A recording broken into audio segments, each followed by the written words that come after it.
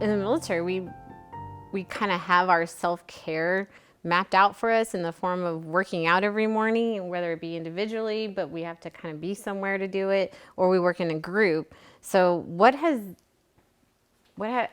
does your self-care look like now that you're out?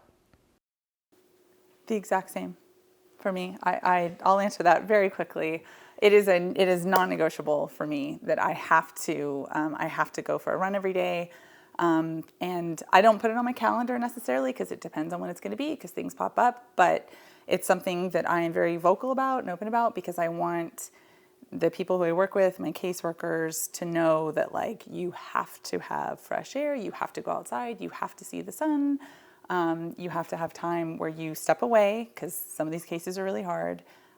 You focus only on yourself, you stop thinking about it if you can, take an hour or however long it takes, and go take care of yourself. So it is absolutely part of my day. I will not let it not be.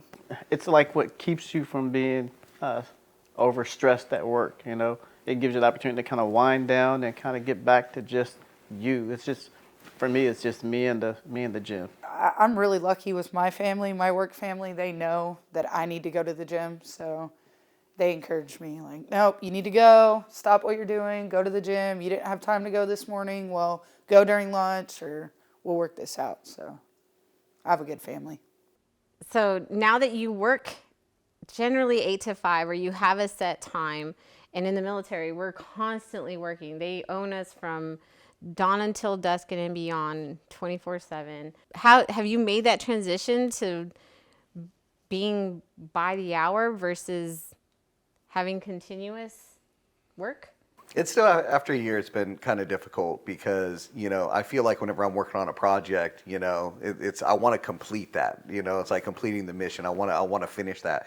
So when the clock hits 5, like, I still want to finish that because I want to produce a good product and give it to management so they have time to review it.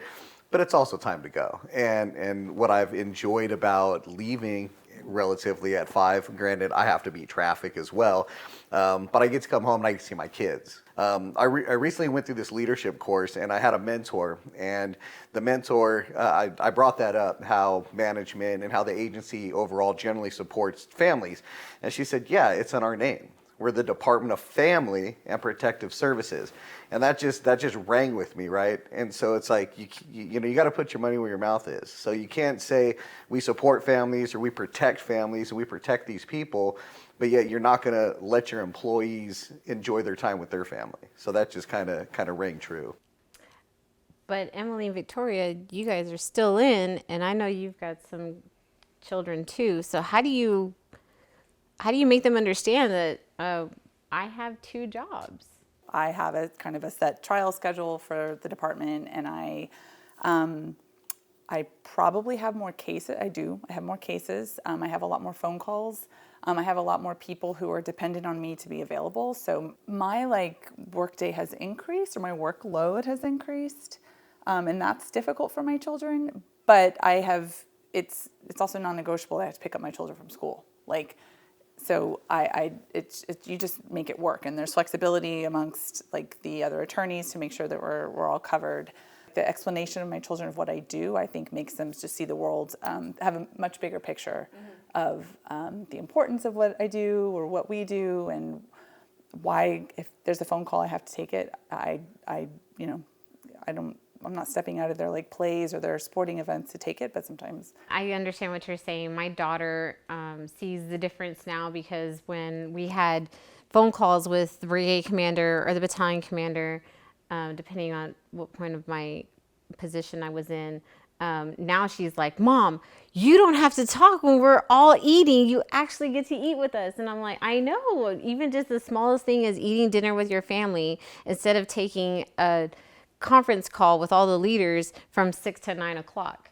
I think what I try to do is explain to my kids exactly what I'm doing. I'm here to keep kids safe. They know what I'm doing, and it makes them feel a little bit better. I kept kids safe, so with them, and I adopted all of them, and 2 of them came from my office that I literally work out of. It helps bring the full circle for them. So.